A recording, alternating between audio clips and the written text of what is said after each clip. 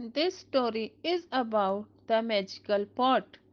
ये कहानी जादुई पतीले के बारे में है। नमस्ते, कहानी शुरू करते हैं। कई साल पहले पीताम्बर नगर में कन्हैया नाम का एक किसान रहता था। वह गांव के एक जमींदार के खेत पर काम करके किसी तरह अपना घर चला रहा था। पहले कन्हैया के भी खेत हुआ करते थे, लेकिन उसके पिता के बीमार होने के कारण उसे अपने सारे खेत बेचने पड़े।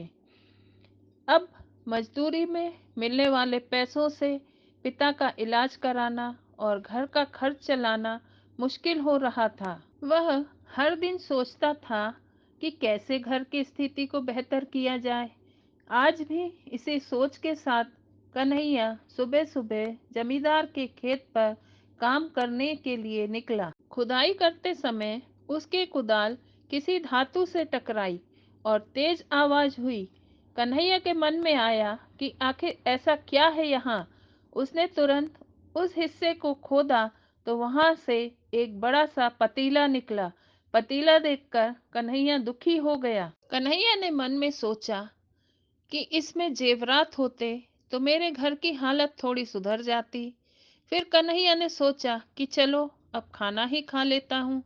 कन्हैया ने खाना खाने के लिए अपने हाथ की कुदाल उस पतीले में फेंक दी और हाथ मुंह धोकर खाना खाने लगा। खाना खत्म करने के बाद कन्हैया अपनी कुदाल उठाने के लिए उस पतीले के पास पहुंचा। वहां पहुंचते ही कन्हैया हैरान हो गया। उस पतीले के अंदर एक नहीं बल्कि बहुत सारे कुदाल थे। उसे कुछ समझ नहीं आया। तभी उसने अपने पास रखी एक टोकरी को भी उस पतीले में फेंक दिया। वह एक टोकरी भी पतीले के अंदर जाते ही बहुत सारी हो गई। यह सब देखकर कन्हैया खुश हो गया और उस जादुई पतीले को अपने साथ घर लेकर चला गया। वह हर दिन उस बर्तन में अपने कुछ औजार डालता और जब वो ज्यादा हो जाते तब उन्हें बाजार जाकर बेच आता।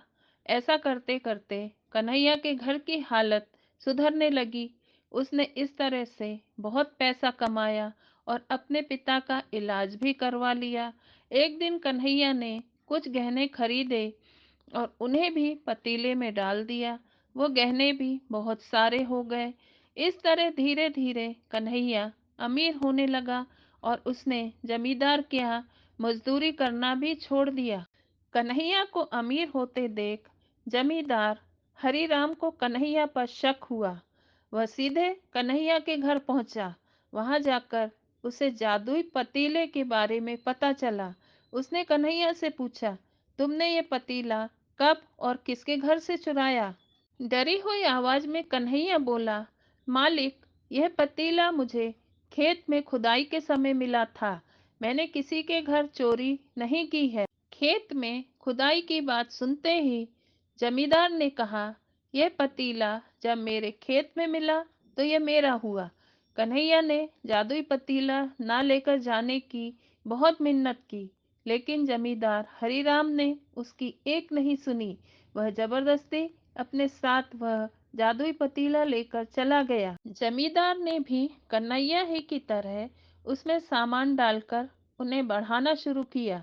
एक दिन जमींदार ने अपने घर में मौजूद सारे गहने एक एक करके उस पतीले में डाल दिए और रातों रात बहुत अमीर हो गया। एकदम से जमींदार के अमीर होने की खबर पीताम्बर नगर के राजा तक पहुंच गई। पता लगाने पर राजा को भी जादुई पतीले की जानकारी मिली।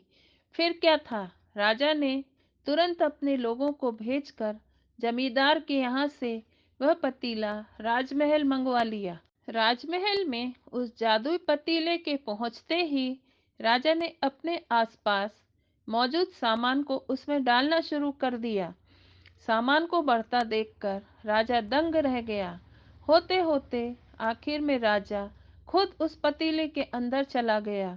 देखते ही देखते उस पतीले से बहुत सारे राजा निकल आए। पतीले से निकला हर राजा बोलता, मैं पीताम्बर नगर का असली राजा हूँ। तुम्हें तो इस जादुई पतीले ने बनाया है। ऐसा होते होते सारे राजा आपस में लड़ने लगे और लड़कर मर गए।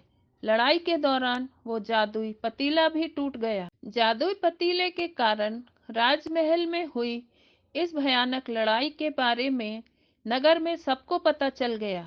इस बात की जानकारी मिलते ही मजदूर कन्हैया और जमींदार हरिराम ने सोचा, अच्छा हुआ कि हमने उस जादुई पतीले का इस्तेमाल सही से किया।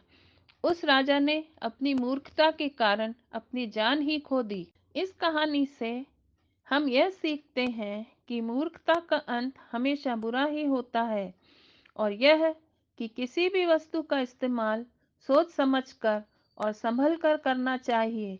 बिना सोचे समझे इस्तेमाल किए जाने का परिणाम अत्यंत हानिकारक हो सकता है। कहानी समाप्त। धन्यवाद। कहानी पसंद आए तो वीडियो को लाइक, चैनल को सब्सक्राइब और शेयर करना ना भूलें।